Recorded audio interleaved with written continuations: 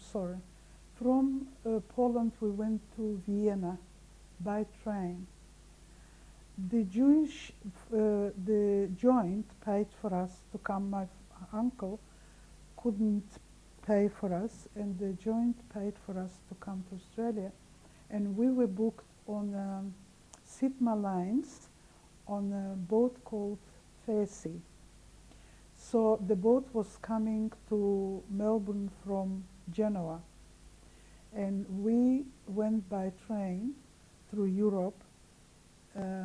To first stop was in Vienna, where the people from the joint met us, and were very nice and very kind, and especially they were delighted with Lily. Lily was 4 years old at the time. She was singing and dancing, and she was very articulate in Russian, and there were a couple of people that understood Russia, and they introduced her to bananas. For the first time in her life, she tasted a banana, and she loves it until today. It's her favorite fruit, bananas. I never saw a banana before myself.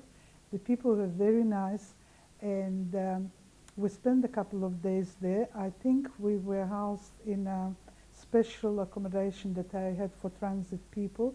We didn't spend much time, a couple of days, and then we were on our way to Genoa, also by train. And in Genoa, we were met also by the representatives, and the boat was supposed to leave on a certain date, but it didn't because it was a strike at the port. So the people from the joint decided to take us to Cannes. That's where the boat was sailing from, because they waited and they couldn't sail, so they went to the boat where it was diverted to Cannes, and we had to take a train. And I'll never forget, as long as I live, we stood looking out the window all night, going through the French Riviera, and I thought that I was in a cinema looking at the picture, because it was absolutely beautiful. The train from Genoa through Cannes goes all the way through the French Riviera, and we saw the beautiful hotels and we saw the beaches. We never sat down for a minute because we were standing outside the coupe and looking out the window, my father and I. And when we arrived in Genoa, we were taken by the joint people to the boat, because the boat was there already. We didn't have much money on us, but just enough to, everything was paid for, the journey and everything on the boat, so we didn't need much. But there were a few other Jewish people from Poland, from different cities, so there were about 4 or 5 couples. The journey was not bad. It was, I don't remember being very uncomfortable, or it was quite nice. And there was a first class passenger also there, and there was a Jewish man from Melbourne that was traveling first class on the same boat. And someone told him from the staff of the boat, it was an Italian boat, no one spoke we didn't speak English, but somebody from the Italian crew told him that downstairs, the bottom of the boat, there are immigrants from Russia going to Australia, to Melbourne. So he came down, and he was a very nice man, spoke Yiddish, which was fantastic, because at least we could communicate. And of course I was asking him questions about Melbourne, Australia, and you wouldn't believe it. The first thing I asked him, do they have herring in Australia? And he said, of all the things, of course they have herring in Australia. Australia to us was an unknown place. There wasn't much, we didn't know much about Australia. The only thing I knew that my uncle lives there, so it must be all right.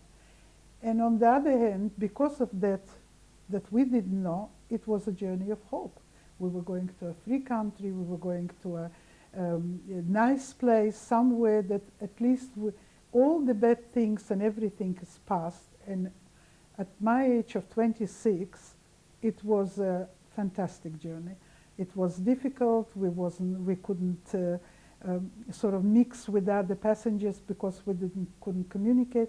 But then one day I found one sailor that spoke Russian. During the war, he escaped from the Russian army, he deserted, and he stayed, he gave himself up to the Italian authorities, and he stayed in Italy. He married an Italian girl, and he was on board the ship. And he heard that from someone that they think that we speak Russian between ourselves. So he came and he found out. From that moment on, it was wonderful. We had someone that we communicated through. He was helping us. The way when we came in July was winter. The waters were terrible. Between Fremantle and Melbourne, the ship was, everything was tied down because we were going from one side to another. My father was very, very sick. We didn't think he'll survive. That Russian guy brought him oranges. That's the only thing he could hold was oranges.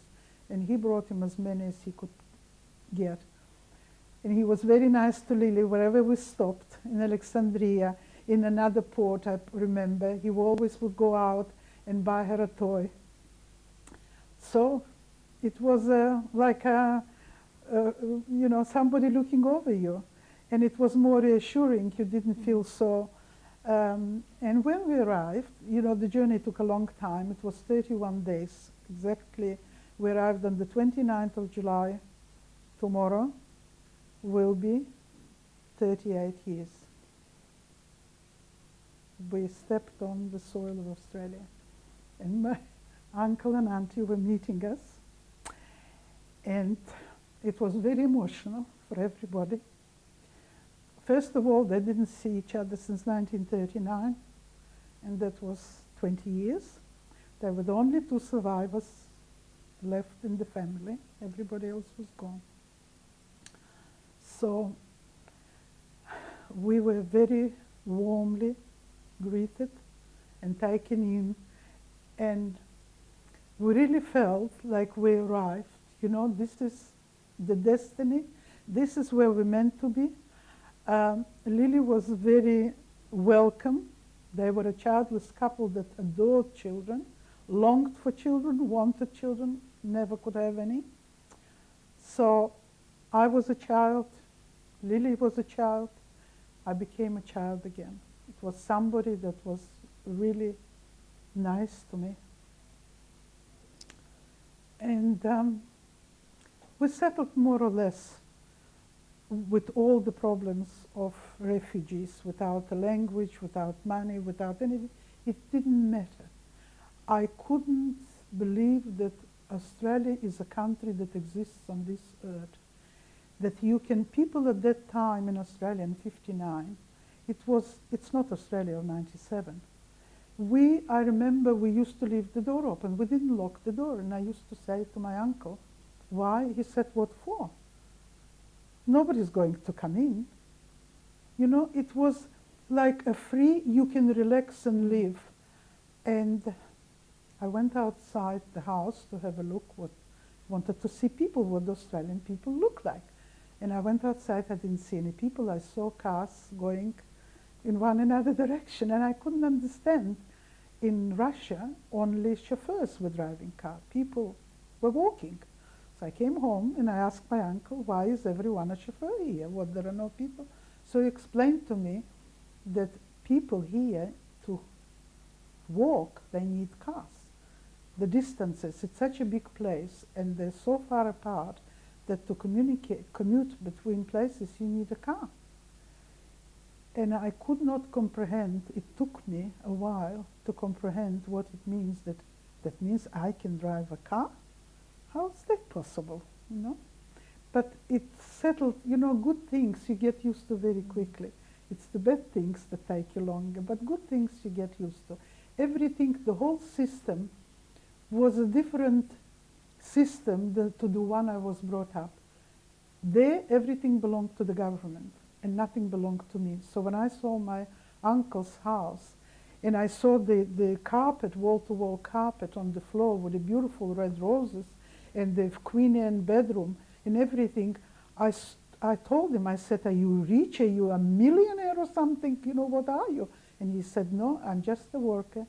I work in a factory where they make suits for men and women. And I earn a wage. And I couldn't, I said, but is the government such a rich government that they can pay you so much that you can live like that? He said, but that's not the government. That's a person that owns the factory. How can a person own a factory? It's not possible. That building belongs to this person, but that's not possible. You know, the change from one system, it's a culture shock. It takes you, maybe I was very naive, maybe I was very brainwashed, but I could not comprehend for a while until it settled on me that all this, the milk bar, the store, the factory, the house, it belongs to a private person, and he is the owner of it. He actually can own property. Then it started with the problem of language. What English is something that you can never learn. It's a sentence is a word. You can't even divide the... At that time, there was no system where you can go and learn English where the government will pay you for it.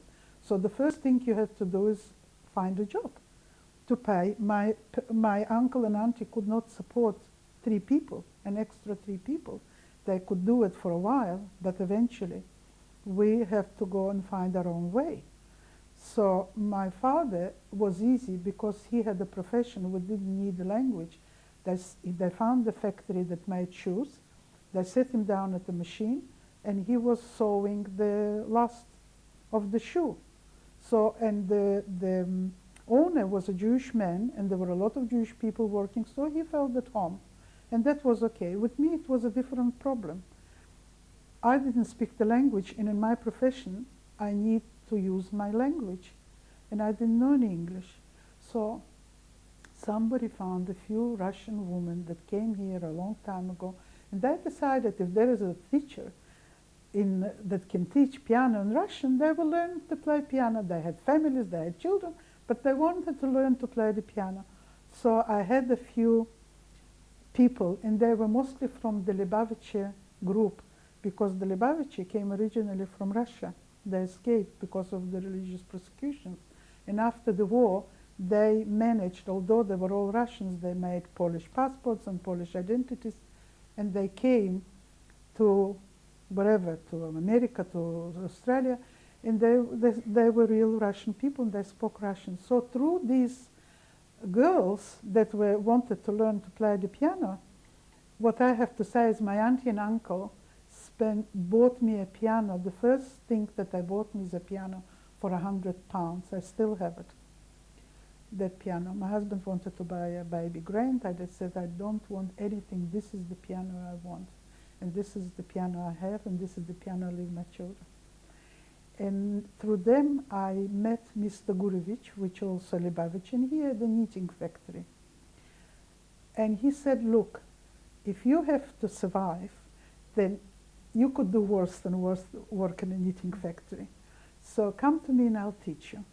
And I went to him, and he taught me how to do button sewing, buttonhole on the machine. You know, the things that you learn in a knitting factory on machines didn't take me long. I learned, and I earned some money, which was between my father and I. It was all right. We made a bit of money. Lily was sent to Betrivka, also Lubavitcher kindergarten, and Lily mastered the language in 6 months, perfect English, when I could not even open my mouth. So Lily became my teacher. Because she knew Russian and because she knew English, I could ask her, how do you say in English, I want to punish you? So she said, I want to punish you. I would say it to her in Russian, and she would translate. With her, I didn't feel uncomfortable saying it, because it didn't matter if I said it properly or not, because it was only Lily. It was a child of 4, you know. So anyway, in the evening after work, I was going to school, to English school. It was an evening. And they had classes for beginners, for advanced, and for the people that was school is in Brighton Road, St Kilda. And every evening I used to go to school, but it was very hard because everything was taught in English, most of it. I didn't understand, there was no one to ask, how do you say it in Russian, so that I can understand, you know, or at least guess. Only later, when you already know a little bit, then you can, if you don't even understand, then you guess. But what happened in the meantime, I realized that I have to start listening to the language and reading the language, seeing and hearing. So I started reading whatever I could, a magazine if I found or something, and I would look at the words and listening to the radio and television. Television was a lifesaver because I loved pictures. In Russia, as a child, I adored pictures. I used to go for 3, if I liked the movie, I went for 3 sessions, one after the other. And it was, to me, television was movies at home. So when I was watching TV and hearing the language, it became, you become accustomed to the sound of it. Once you know the sound and you see it in a written word, you already know how to pronounce it because you heard it. And then comes the spelling, which is the worst part of it. So if you see a chemist was a long time a chemist for me. I didn't have anyone, don't forget, there was no Russian community here. The Yiddish was my language that helped me get along with everyone else, to communicate with them.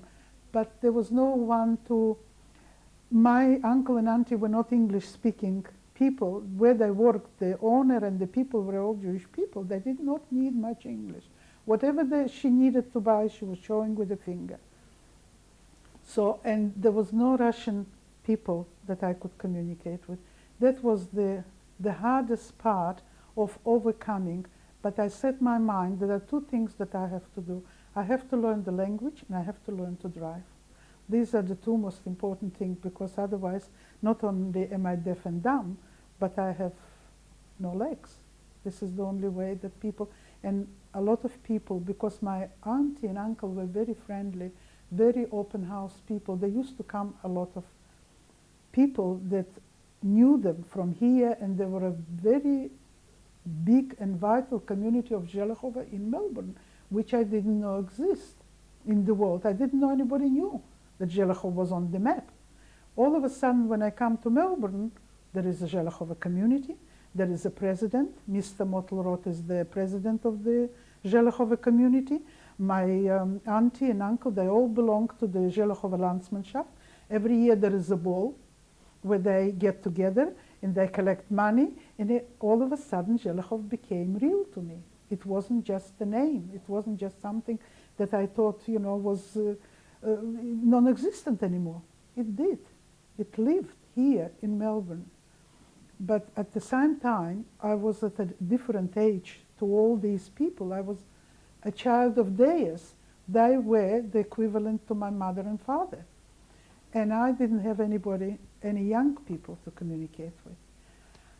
But after I went to school, and I already started a little bit to hear the language and could say simple words, it became a little bit easier.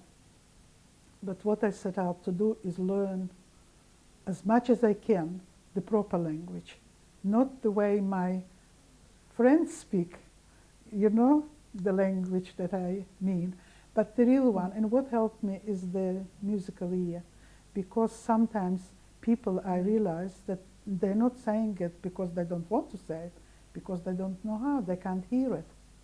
So that hearing, the musical ear, that I didn't think was going to helped me a lot in life.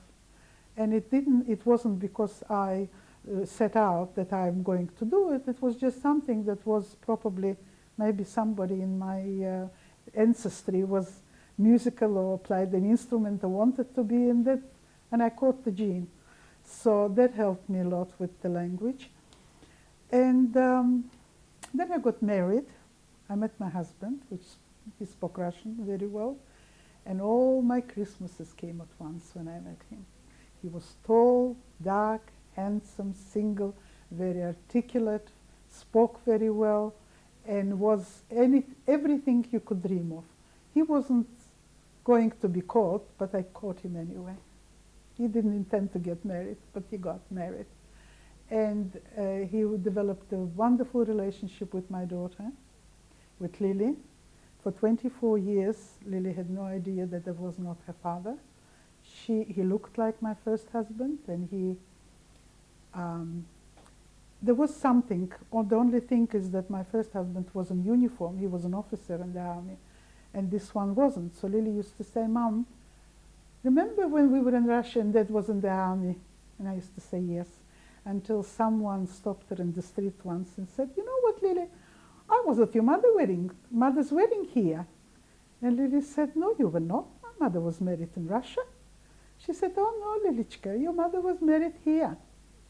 And then Lily rang me, and I was, it's a strange thing. Should I, shouldn't I? Should I, should? And then I thought, why should I rock the boat? It's good. She doesn't know.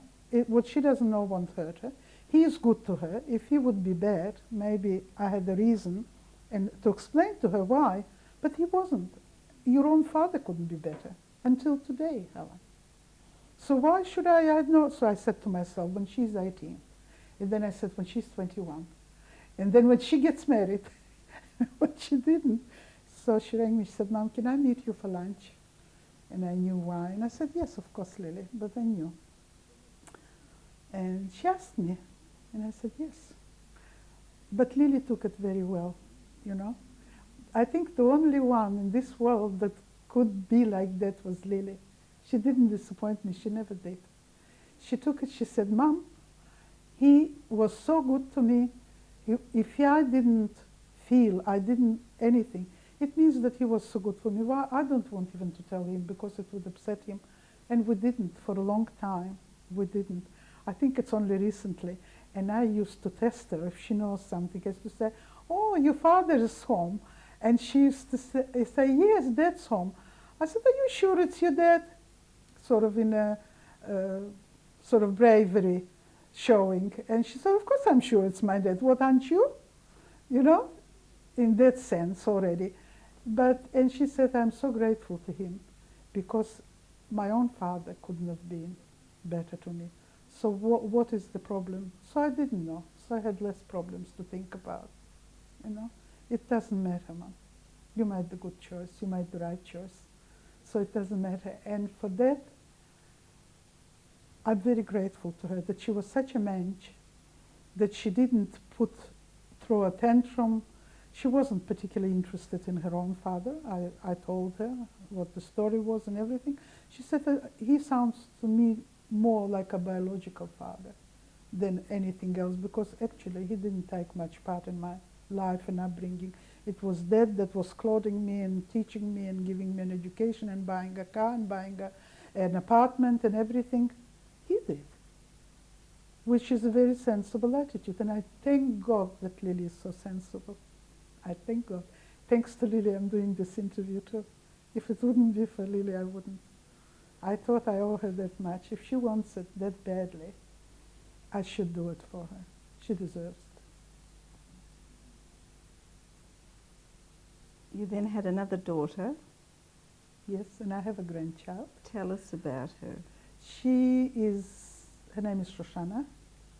She was born in 1964, when Lily was 9.5 years old. They have a very good relationship. The years apart were important that when they were young. Now when they're old and she's already married and a child, they have a very good relationship. She's very shy, very introverted, but a very, very nice human being with a heart of gold. If she's, "Mom, I think that woman, she doesn't have the money. Could you give us some money that she can buy the child something?" In Chesterton, very often, we go into a shop and she sees somebody, standing, and the woman says, "You don't need it, I haven't got money. Mom, could you give us some money to buy the child that wants it, you know. And she has that kindness in her, which is, but she's not like Lily and I at all. She doesn't talk much. She's not, I don't think she's insecure. She should be secure enough, but she is more shy. The shyness in her takes over everything. You know, maybe she thinks that if she'll say it's not the right thing, or, you know, it's a form of insecurity. But you can't change that, because Lily and I tried very hard for a very long time and it didn't happen. So now she's secure within her own family. She has a wonderful husband. He's a very nice person. He loves her, loves the baby. He's good. He is what she needs, you know. And this is very important. And they live here in Melbourne. And we see each other every day, and we talk on the phone 5-6 times a day, and we are very, very close. And this is all there is for me left. And this is all I cherish. I live with it. I enjoy it. I don't live much with the past. I don't think it's important for me to live with the past. I'm looking forward to the future of my children now, because there isn't much of a future for us. We hope to be well, and we hope to enjoy our families, our children and grandchildren. And that's it. Sophie, I want to take this opportunity to say thank you to you. And I thank you for being so patient and listening to me.